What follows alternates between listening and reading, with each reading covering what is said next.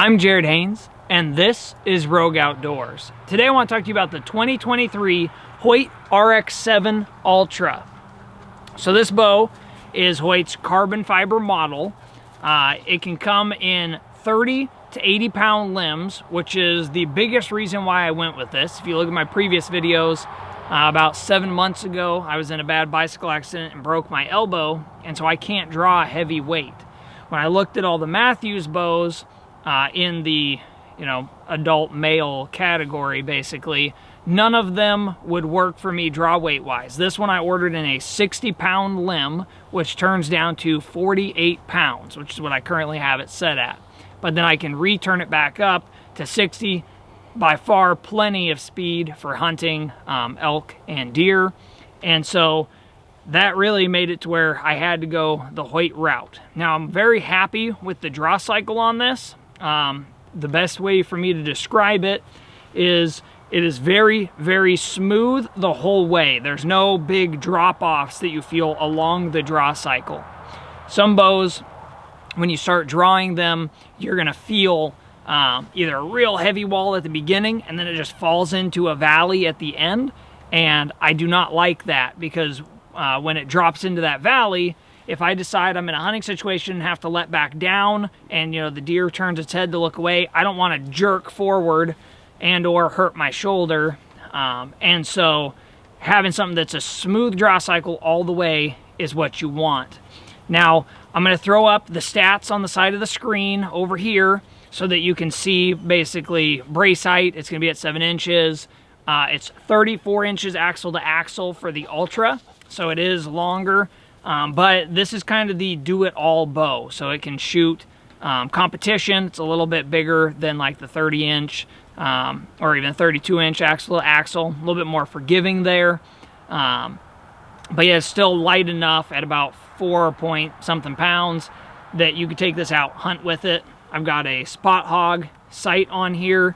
I've got just a normal stabilizer and then the small one that Hoyt sends with the bow. Now, one thing to note on this is going to be that you will definitely want to add up here on the riser. If you see here, I got the Limbsaver arrow grabber and then rest pad for when your rest arm drops. You're going to want that. I would suggest changing out these string leeches. I just got the bow put together, so I haven't done that yet. And it's a little bit louder than if you are to put on the Limbsaver string leeches. And then there is still no stabilizer better on the market than going with a Limbsaver, depending, whatever model you want to put. Even a traditional just S-Quail cheap $20 one from them, their Navcom rubber still beats everything. So just keep that in mind. This is a little bit quieter than some other setups could be because I am running a few Limbsaver accessories on there. So I'm gonna go ahead and draw this. I want you to see the draw cycle best I can. Now I'm still getting back into shooting strength, but if you see the smoothness of the pull, there's no spot where it really drops off big. And then go ahead and listen to the shot sound here. So it's considerably louder, obviously, the arrow hitting the target, and I'm shooting a little bit bigger line punching arrows. I'm gonna do that again, and I want you to hear how quiet the bow is. The whole setup here from Hoyt is just crazy how quiet it is. Okay, we're gonna do that again. I want you to pay attention to the draw cycle, as well as I want you to pay attention to the sound after the shot. Draw cycle comes back smooth. Get our anchor. Shot. Really quiet. There's a tiny bit of that string noise. Like I said, you could get rid of that if you throw in the string leeches from Limbsaver. Now, one thing, and I am wearing a glove at the moment because it's about 30 degrees outside, but the carbon, if I put this away, when you hold on to it, is not cold to the touch. It's obviously not going to be warm, but it doesn't get cold like aluminum, which is one nice feature that I do really like about having the carbon fiber bow. Last couple things I want to talk about on this bow. So you're going to be spending close to around $2,000 on this particular model. So it is definitely not cheap.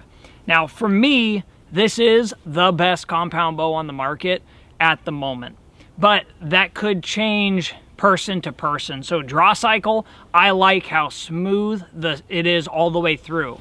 Some people, it works better for them when they're drawing to have that big let off, because mentally it feels like it is a bigger percentage, and so they just like that feel. So that is where you need to go in and go to an archery shop to shoot the bows. If you go to a shop and they don't want to take the time to set up a bow, don't purchase your bow there.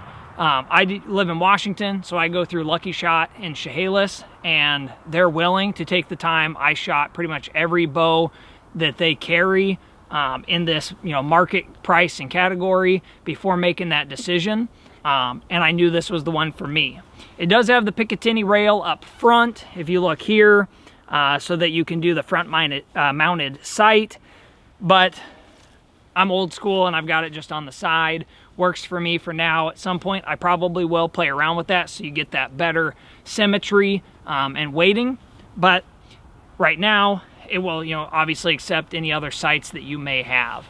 So I just wanted to do a quick review on this, give some ideas, let people see what I've done to the bow to make it where it's quieter, and really out of the box it's already an amazing bow to have. I hope you like this review. I'm going to fling one more down range, and then I'll see you in the next video.